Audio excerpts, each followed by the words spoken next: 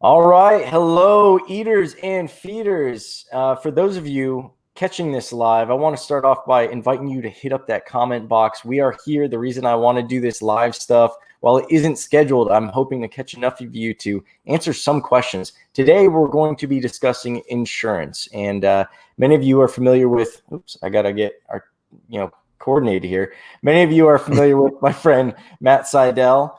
And Matt is a licensed insurance broker. A lot of you don't know this, but I actually used to be an insurance broker in a previous life. I had my 215 and my 440.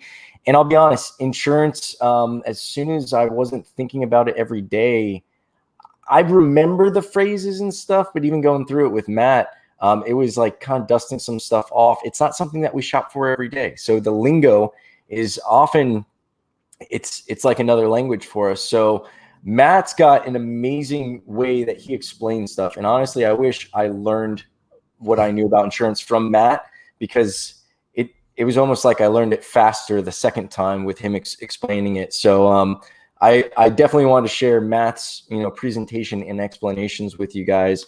And Matt, so what I don't even know where to start with insurance, because it's such a big, starting to eat an elephant with one bite, or a horse, or whatever it is. It's a big, Yeah.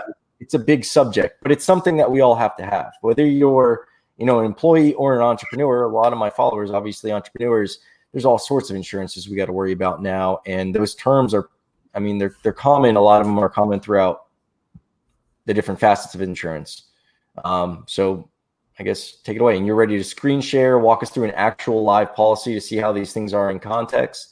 But I don't know where you want to start. Maybe with how you would normally tell me. Let's pretend you're selling me insurance and you want to start. What's the first term you think I should know? Or where do you want to start? Yeah, no, it's okay. So anytime that I always like to, speak to somebody on the phone, the first thing I always try to ask is, what has you looking, right? So typically it's either price or it's either coverage, right? Or sometimes we're like losing coverage because we're switching jobs, and like nobody wants to be caught without insurance, because naturally that's the one time you'll have a heart attack or something. So it's like one of those things where if you find out why somebody's looking or what they're looking for, that's pretty easy. But usually the next step, the very next thing I ask them is, hey, when I say things like HMO, PPO, when I say things like deductible, out-of-pocket max, like, is that a familiar term to you or not? And it's not in an effort to speak over somebody. It's an effort to speak at their level, right? I don't mind teaching, which I'm happy to do here, but I also don't want to start using terms expecting somebody to know what I'm talking about, right? Because I'm building value in a product or a plan that they qualify for, and then they don't really know what I'm saying. So we use screen share technology, so that way we can go right along with it. And when you see some of the things that I'm going to show you, I'll tell you, I look back on my life case and I was like, how long was I paying for bad insurance? There's a couple things that I learned really quickly, right? Good insurance isn't cheap, and cheap insurance isn't good. I didn't know that private insurance you could buy at any point in the year. You didn't have to wait till open enrollment. I didn't even know that private insurance was an option, because I always had a job that had it, right? But then lastly, I didn't know that the marketplace insurance was so bad. And I just didn't speak the language. When people said, yeah, this is your deductible and this is your out-of-pocket max, I didn't really know what that meant. And so now that I know, it's so eye-opening. So thank you for the opportunity to share this with your viewers. If anybody learns anything, great. If anybody has any questions, you want me to look through your policy, still great. I'll do whatever you want. For any of you eaters and feeders, is that the phrase? Yeah, eaters and feeders. All right, so we'll do that. I want to start, if it's okay, I want to start on the marketplace, because I think it's a pretty cool place to really look at something familiar. I think when you see this stuff, and we'll do something like Case, we'll pull your zip code, which I already have pulled up, and we'll take a look at what you get, as it's a share audio, and the share audio. So we're good. Share. Beautiful. All right, so we're going to take a look at this. Is it up, or you got to authorize it? The screen share. Yep, it should be up, right? Yeah, there we go. Look, it's Beautiful. It's like Inception. Nice. All right. So what this is, what you're looking at here is you're looking at a marketplace plan. So something like this that you're going to see, it is not distracting. Something like this that you're going to see is going to be very, very, I don't know, familiar. And I'll even pull up a familiar company, right?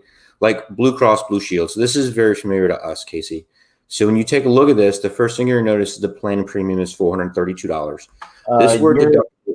You're not sharing your screen if that's what you're trying to do. Oh, it's not sharing? No. Try it again. Share screen.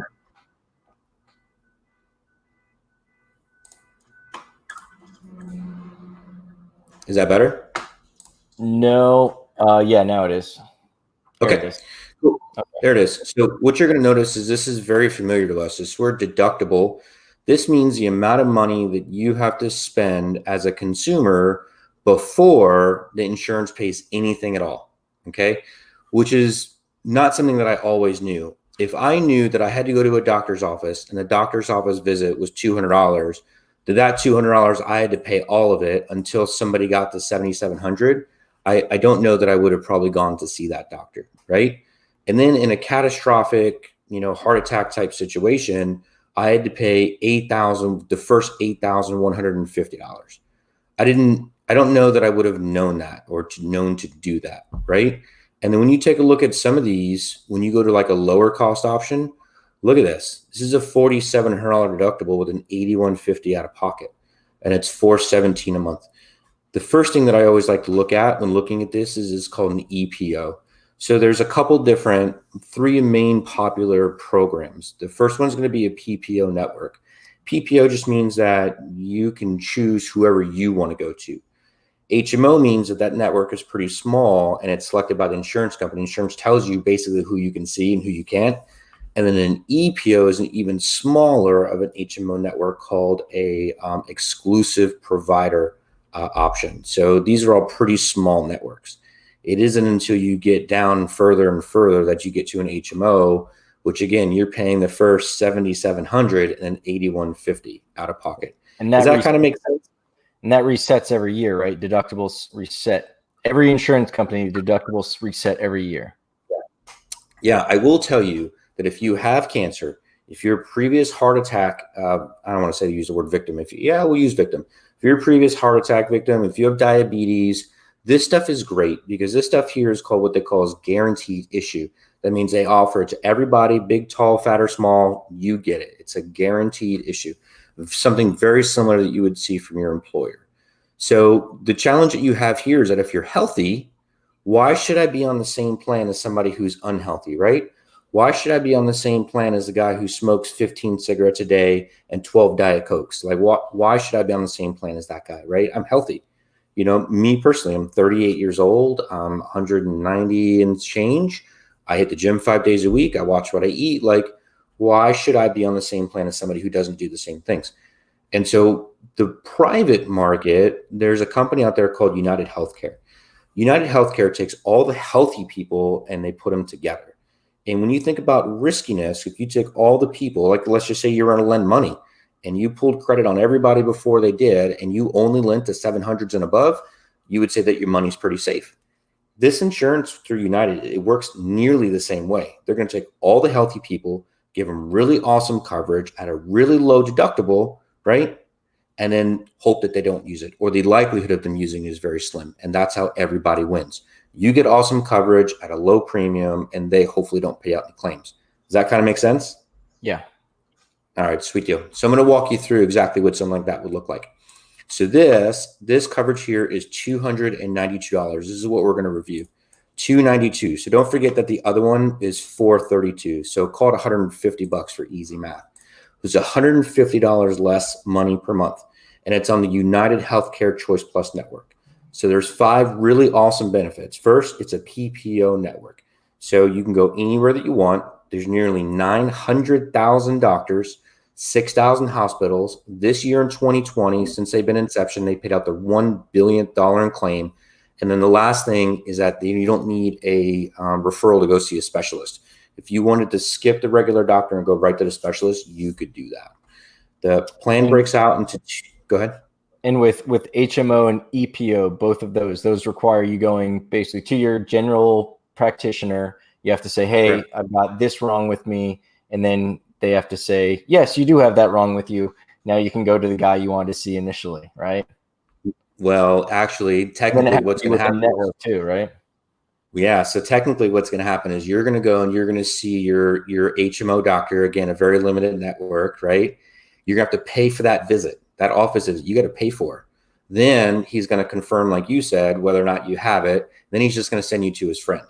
You don't get to choose. He's going to send you another in-network specialist. He's going to recommend somebody that he knows and trusts, which is fine, but it's not somebody that you chose. So again, no choice on the HMO. You have to pay that office visit and then pay again when you go see the specialist. On I the had PPO network, HMO, I think, for 2 years, and I didn't use it once because they assigned general practitioner I didn't even want to bother see, with. see, it's crazy, man. So this plan breaks out into two different parts. This first part here I'll review is called a health and wellness, and then the second part here is your catastrophic coverage. So I'll break into this because it's got a chart and everything. So make sure you could still see all this, correct? Is catastrophic based on a dollar amount, or is that based on the type of ailment that you have?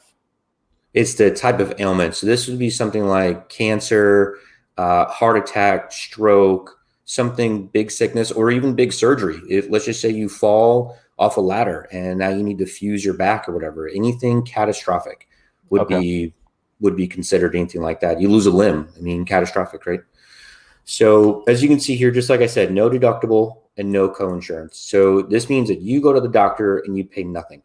It doesn't mean that it's free. I want to be clear when I say that. This benefit here is the $75 charge is not a charge to see the doctor. This is a benefit. So first thing that happens when you go to the doctor is that you're going to get your visit and no money's going to change hands. The doctor is then going to bill the insurance company, and then the insurance company is going to apply what's called a in-network benefit. You're going to first get a discount just for staying in the PPO network. Again, 900,000 doctors, you're not going to have a problem doing that. And that's usually a 50% discount. So if you went and saw a doctor that was $200 office visit, immediately that 200 just for staying in network becomes 100. Then the insurance company applies this $75 benefit, and you would only pay $25 to see a $200 doctor. Does that make sense? So the difference between benefit and deductible is well, I guess those really have a huge difference. What's a copay? That's the word I'm thinking. Not deductible. So copay would be what you would have to pay, but the $75 benefit, that's what gets paid out from the insurance company. That's 100% correct. So on a copay, the insurance company says, okay, you can go to this doctor and you pay the first 50, we'll pay everything else after that. That's not what this is. You're going to first get a discount, then you're going to get a benefit, and then you're going to pay anything in difference. But understand this case, it's only if there's a difference. So if you went and called the doctor that you wanted to see and asked him what his in-network PPO doctor office visit contracted rate was, and he said $75, and you knew you were getting a $75 visit benefit from an insurance company, you could pay zero. Okay. Does that make sense? Yes. If you put in the groundwork, you could technically get it all for free. But it just doesn't stop at doctor's visit. It actually goes all the way into things like this. A physical, they pay a $200 benefit. Labs, EKGs, mammograms, colonoscopy, they pay $650, and even immunizations. So the real cool part, again, is that if you knew what you were doing and you knew where you were going and you put a little bit of legwork in, these could be free. Usually and typically, your doctor office visit will be anywhere between $0 to $25, and then that specialist that you want to go see would be somewhere between $25 to $65 is usually how it goes. Okay. On average. But you're clear, right? Like there's no deductible. So if you went on that HMO program on this plan, you would have to fulfill the $7,700 benefit on the doctor that the insurance company chose before they even paid $1. All the meanwhile, you are still paying $150 more a month. Like, is that clear? Like, I don't know how to explain that without being Yeah, like derogatory towards this. That's This is crazy, like, but I guess they base it all off of a risk analysis. They have this group of people, they're at a higher risk of using the insurance, so they have to, insurance company, they're in it to make money, so they have to protect their, risks and make sure that you're paying more out of pocket. But that's, especially as a healthy person, that, I mean, 432 alone, that's a big chunk of change to be paying out. Like every year, that's, several $1,000s. And then on top of that, you got to come out another 77 before it even kicks in. Yeah. Crazy, right? So this is a catastrophic illness. This is the $3,000. So this is as easy as it gets to understand. Your in-network deductible is $3,000, and then you're covered 100%. Like, there's no easier way for me to say this. Hospital care, surgeries, chemo, therapy, ambulance, emergency room, doesn't matter, dude. It's all right here. You have no co-insurance. You're covered at 100%. Your max out of pocket's $3,000. So this is all sickness or surgery. I'm going to show you something else in a second that's pertaining to accident that you don't have to spend $3,000. But is this clear? Yes. Pretty clear, right? Cut and dry, right? It's very easy. Yeah. So my $17,000 surgery would have been $3,000 with this. Nice. That's good to know. 100%. Well, it actually, Casey, to be honest with you, what kind of surgery was it? My hernia. I had a hernia tear right above my belly button. And funny story, I'm actually going to have the surgery again because I went right back to work like an idiot. So I get to do it right the second time, I suppose. There you go. Well, this one here, it actually would have been a little bit different depending on what you went in for. This is called MedGuard. This is a lump sum critical illness insurance. This is an income protector. In this particular case, it would have gotten you a check if you had a qualifying medical event like a heart attack or a stroke. It would have gotten you a check for $96,855. So you could have taken $3,000 of this 96, paid your critical illness right here, max deductible of $3,000, and then kept the $93,855 for bills while you recover. Because here's the deal. You're not going to have a heart attack and go back to work, but your mortgage needs to be paid. Your business still needs to run. You still got payroll. Whatever your life looks like, it doesn't stop because you're recovering from a heart attack. That's what this is for. $96,855, one-time lump sum payment, boom, check in 30 days, right?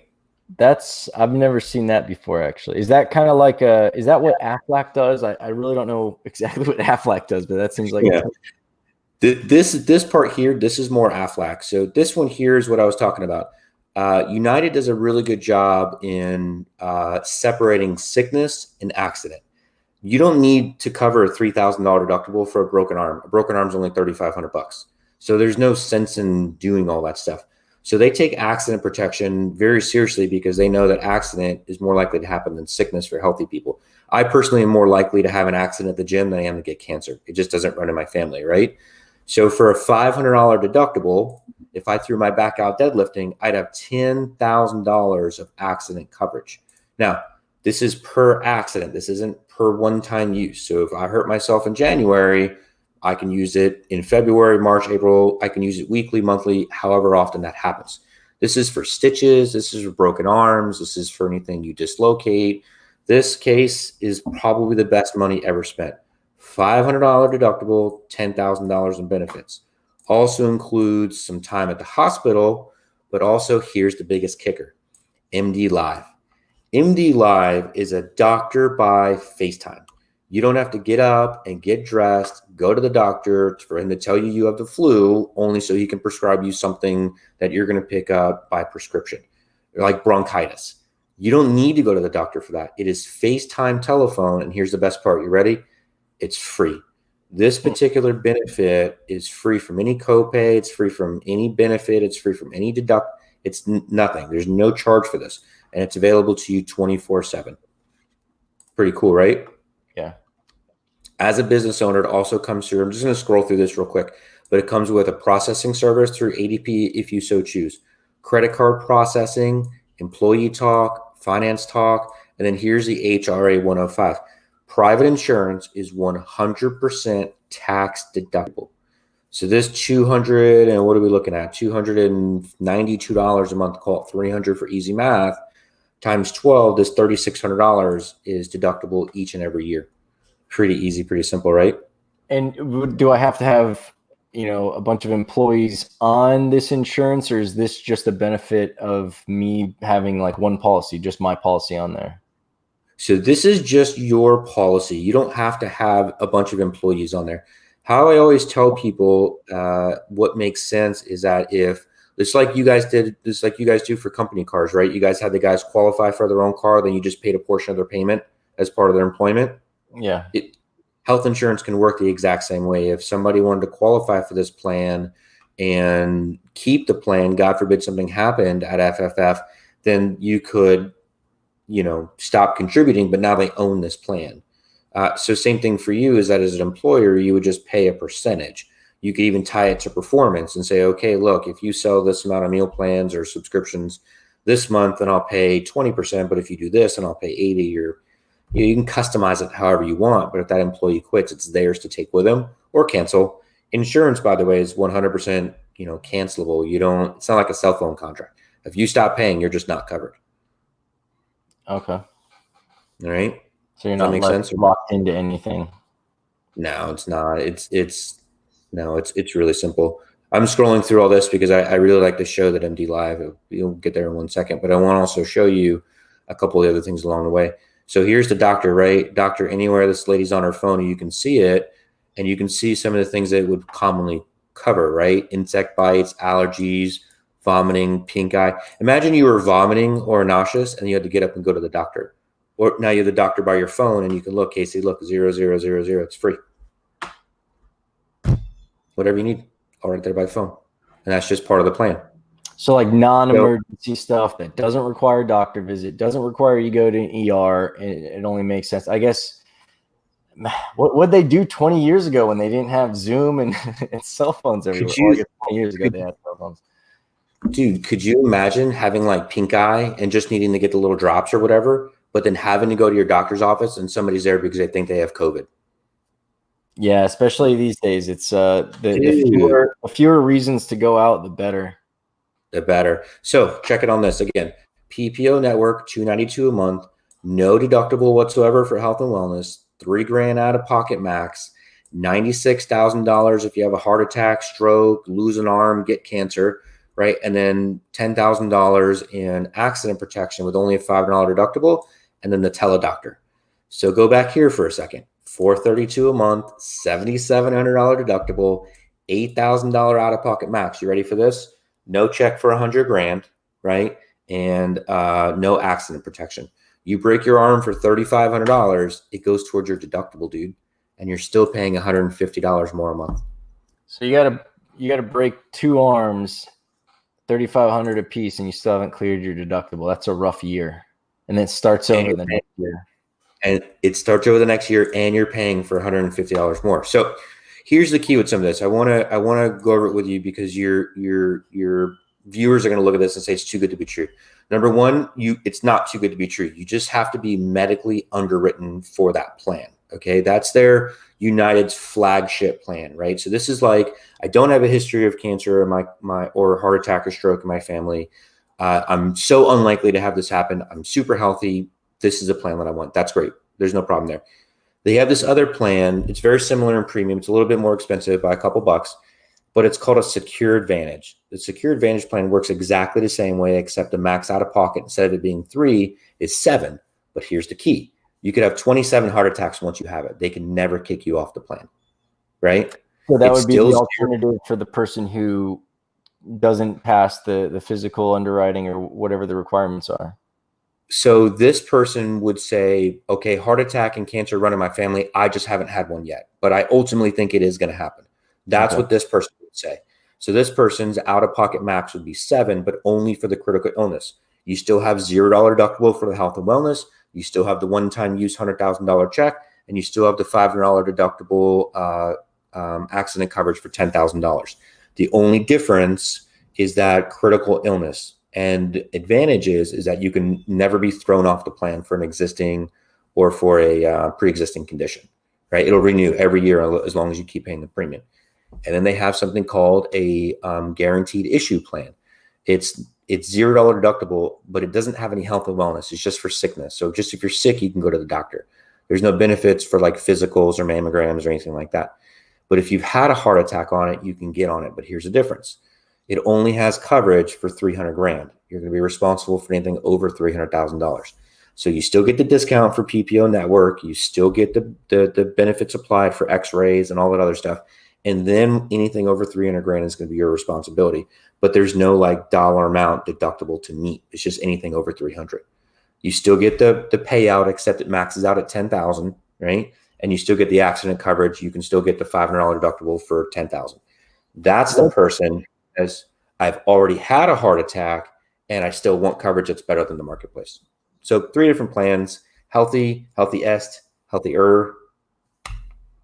What's the terminology for the like the 100 grand that goes out when you have something that keeps you out of work? What's that kind of coverage, or what's that terminology called?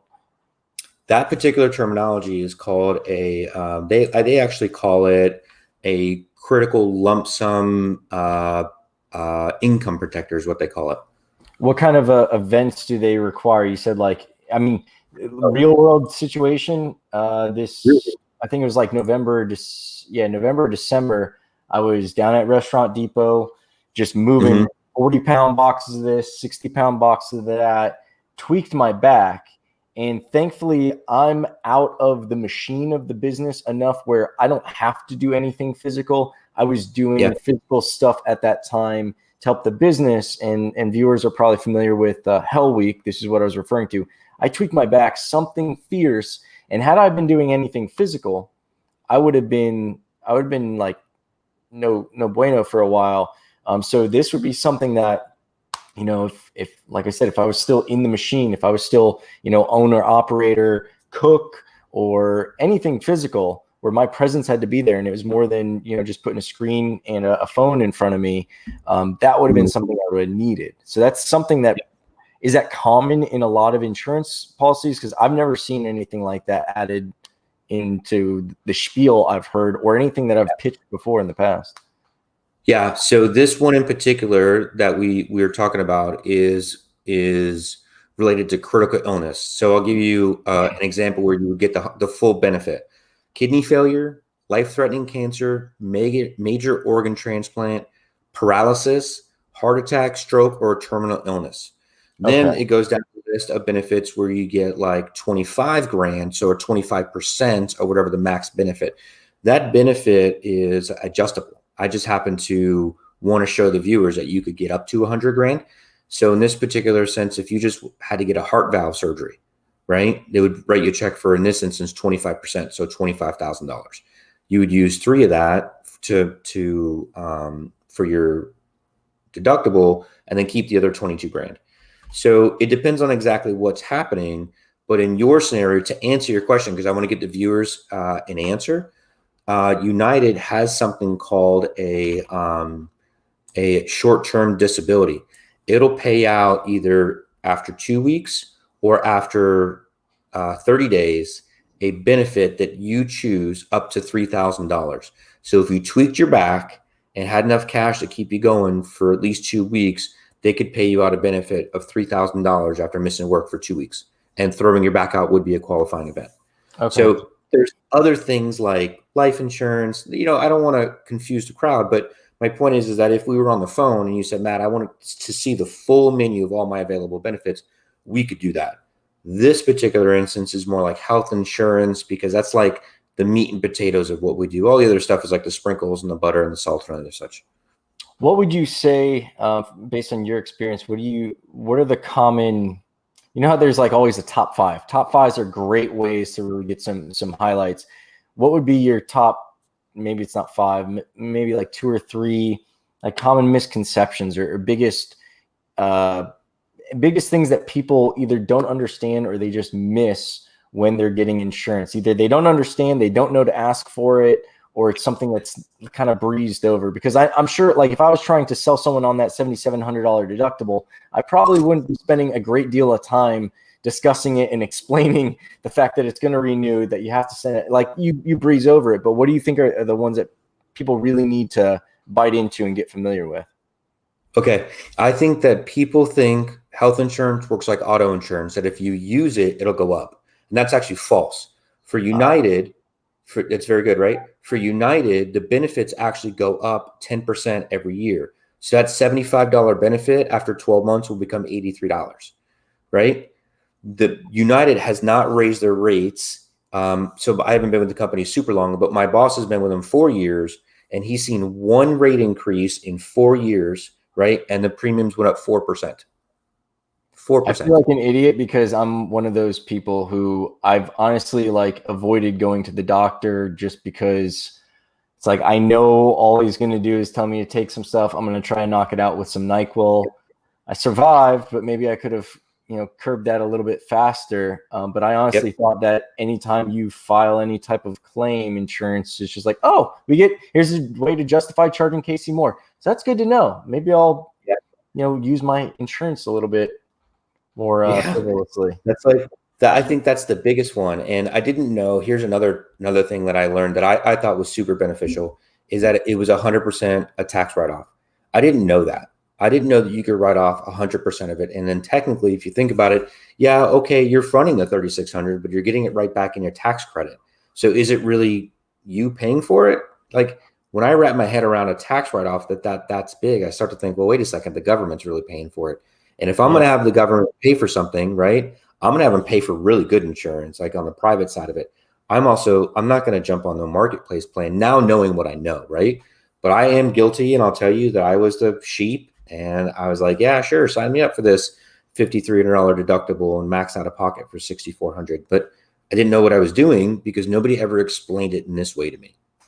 Yeah, and that seems like I almost want to say that seems like a no-brainer kind of thing, it being a write-off. But then when you really think about it, the value of it being a write-off, it really, changed the perspective on what you're getting out of what you're paying since you're getting it back. Now I'm more conscious about write-offs. I've had the bad experience with taxes and all sorts of stuff. So now when something's a write-off, it definitely grabs my attention a bit more. And, I think a lot of the viewers as entrepreneurs, that's hopefully something you'll be becoming more inclined to focus on, is where you can squeeze a little bit more out of your dollars. Sometimes keeping your dollar in your bank is the worst thing you can do, because aside from appreciation and depreciation and everything else I can go into, you're preventing, investing it into something that would either, might save your ass, or even if you don't use it, at least it's going to be a write-off anyway.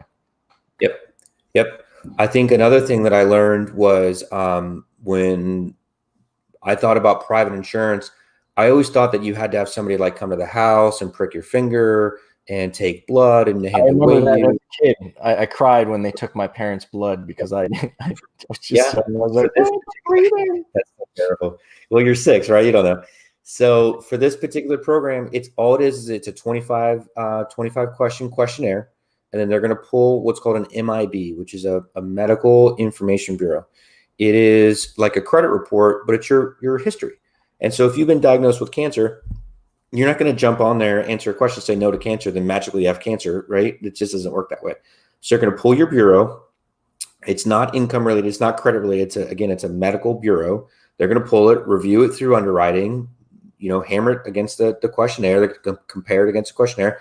If everything is good, then the policy is yours as long as you pay it. And I in my opinion, didn't know it was ever going to be that easy. If you've ever applied for life insurance, it's terrible. They come to the house, they prick your finger, blood pressure, they weigh you. It's a half a morning event. And this is just a 15-minute questionnaire with an underwriter over the phone. So I thought that was pretty good. Yeah, makes it a lot easier, especially nowadays. Like we were saying before, the least contact you have, the better. Yeah. All right. Then here's my last one. Check this out. I didn't know that employer coverage was all marketplace stuff, right? I didn't know that. I thought that they had like this group discount deal and all. It's not. It's just you're getting the marketplace stuff. But here's what I didn't know. I didn't know that they only subsidize the employee. I didn't know that you pay full price for your wife, you pay full price for a kid, And all of a sudden, that little $200 a month insurance that was you, and you think it's great to have through your employer, all of a sudden it's $800 because it's a family plan, and they only subsidize the employee. I didn't know that.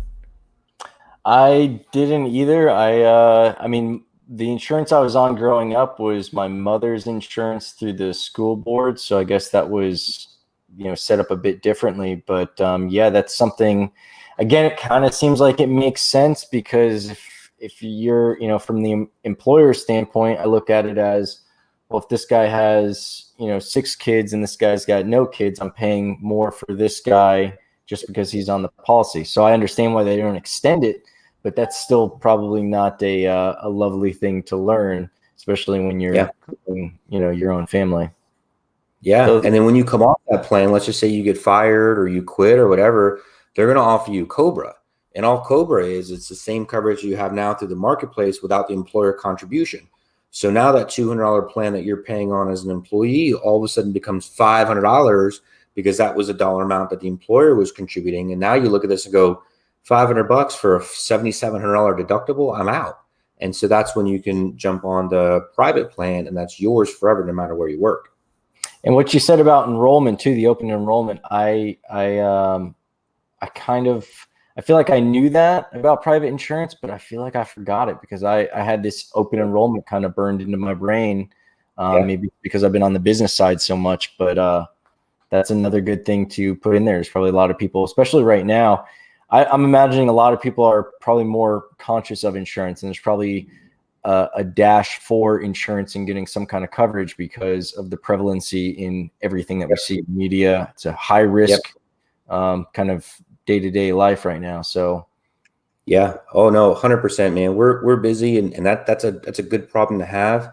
The downside of this is, as I go through all the stuff and these programs are good, the downside of this can be just exactly what you said earlier, is interpreting the information from a consumer standpoint. So if you don't know it, it gets really murky and icky, and then ultimately you just pick a plan so you have it checked off your list. But the other people that call, man, are maybe not as forthcoming with good information as maybe I would be or you would be. They would try and sell you like a short-term plan. And a short-term plan has a $10,000 deductible with a $21,000 max out of pocket, but it's like $80. And so people are like, oh, I have health insurance already. Stop calling me. And I'm like, well, okay, well, who do you have? They're like, oh, National General. And you're like, oh, that's great. It's an Aetna plan. That's awesome. Aetna's a great company. But National General is their short-term plan. Did you know that you have a $10,000 deductible and a $21,000 max out of pocket? And that renews every 6 months? And they're like, wait, what? And I'm like, how much are you paying? They're like, $92. I'm like, ma'am, sir, good insurance isn't cheap, and cheap insurance isn't good. Did you really think you were going to have full coverage insurance for $92 a month? You're 50. Think about that for a second. Your likelihood of risk, it's high. And for $92 a month, you have full coverage? Sir, if you believe that, I got a bridge to sell you. And I bet a lot of those people are so excited that they got affordable insurance that they don't realize. I mean, really, at that point, you could argue that they're just wasting their money. They'd almost be, especially with the high deductible, you break your arm, you've just paid insurance for nothing, right? Like there's maybe a copay benefit when you go see the doctor for a checkup or something, or like nothing. That short-term insurance is cut and dry, dude. It's deductible, out of pocket max. Don't talk to me till you hit these numbers. That's it. And then here's the sad part, right? So let's just say that you did have a heart attack, right? And your max out of pocket was $21,500. And that's, the first 6 months. The second 6 months rolls around. Let's just assume that you paid the $21,500 because you had it for whatever reason, right? The next 6 months, they're going to cancel you because now your heart attack is a pre-existing condition. Right? So those plans are meant for 30 days or for 60 days to get you from, open enrollment or like a new job. That's what those plans are for. They're not intended to be used. They're intended to avoid a $500,000 heart attack, because a $20,000 heart attack and a $500,000 heart attack are very different, right? That's what those plans are for. But people put information on the internet, and these short-term health insurance people call, who are not licensed, by the way, because it's a subscription you're buying. You're not buying a policy. They don't tell you this stuff. They market it as if it's the best thing since sliced bread because it's $92. So that's probably some more advice, is to make sure you're dealing with a licensed agent, so that there's some kind of, I'm assuming, repercussion if they were to. But I'm also assuming that this is probably on paperwork that they sign, And as I said before, they just don't spend extra time explaining No. what a deductible is, or explaining the downside of having a $10,000 deductible. Correct. All right. Well, that's very, it's eye-opening. It's Eye-opening, right? and alarming, but eye-opening, I guess, is the most important part. Yep. So if anybody watching this wants me to look at their policy with them, great. If anybody like information on United and what they qualify for, what it costs, and want to tailor fit their coverage, that's all great too. If you've just enjoyed watching us shoot the crap about insurance, that's all good too. There's no wrong answer here. But if I could be of service to anybody, Casey, put my contact info, put my cell, put my email, whatever works best for anybody, welcome to get a hold of me. Will do. All of that information, guys, will be in the notes below. You'll be able to reach out to Matt directly. Matt's a good guy. I've known him for 7+ years now. Yep. And he's kind of, how you have some friends who are a bit more like mature and fatherly, and you go to them for certain advice. Matt's that dude. I'm still wrong, still pointing the wrong way. Matt is that dude. So, and he's also about to be father of number 3 now. So congratulations. Oh, yeah. So that's thanks, man. So it's girl, boy, girl. You got the perfect mix right there. You got the boy in the middle, but you're still outvoted on everything. Outvoted on everything. So so my wife is due in the next 60 days with our second girl. Funny story. My son's name is Matthew. My full name is Matthew. So every boy in this house is named Matthew, which I always find to be kind of funny. And we got another little princess, another girl who cares about her hair and her pigtails, and my wife is very happy. So thank you for that. We're very, very happy, very ready for little Mariana. All right. Well, very, very excited to meet her when she's here, and can't wait to see you guys once it's a little bit more safe to do so. But thank you for spending your time and sharing your knowledge with the viewers. And as I said, guys, check him out. Matt's a great dude. His info is below, and we're here to help and put more info in your brain hole. Until next time, I look forward to helping you guys grow as businesses, as entrepreneurs, and as individuals. Now we awkwardly pause as I